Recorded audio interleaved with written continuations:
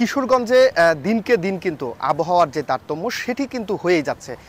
আমি যদি বলি যে আবহাওয়ার যে পর্যবেক্ষণটি সে আবহাওয়া অফিস থেকে আমাদেরকে জানানো হয়েছে সেটি সেখানকার যে নিকলির যে সিনিয়র অবজারভার আক্তার ফারুক তিনি যে বিষয়টি জানিয়েছেন যে গত দুদিন আগেও কিন্তু কিশোরগঞ্জে 37.7 ডিগ্রি সেলসিয়াস তাপমাত্রা কিন্তু বিরাজ করেছে।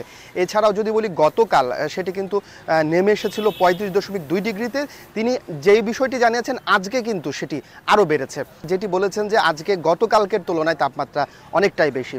আরেকটি বিষয় বলতে চাই যে এই গরমের কারণে কিন্তু সবচাইতে বেশি যারা ভুক্তভোগী তারা কিন্তু হচ্ছে সাধারণ খেটে খাওয়া নিম্ন আয়ের যে মানুষজন রয়েছে, তারা তাদের কাজকর্ম কিন্তু তারা ঠিকভাবে করতে পারছে না এই গরমের তারতম্যের কারণে। এছাড়াও যদি বলি যে এই গরমের কারণে কিন্তু বেশ কিছু রোগ বালাই কিন্তু বেড়েছে। হাসপাতালগুলোতে কিন্তু রোগীর চাপ কিছুটা বেড়েছে, শুধুমাত্র সেই গরমজনিত যে রোগগুলো আছে সেগুলোর মধ্যে কিন্তু যে হিট স্ট্রোক রয়েছে, তারপরে হচ্ছে যে ডায়রিয়াজনিত যে রোগগুলো রয়েছে, কিডনি ড্যামেজ পর্যন্ত যেই রোগগুলো সেগুলোও কিন্তু আসলে দেখা দিচ্ছে এই অতিমাত্রা গরমের কারণে। আরেকটি বিষয় জানিয়ে রাখতে চাই যে কিশোরগঞ্জে কিন্তু এখন আসলে বোরো ধান কাটার মৌসুম চলছে।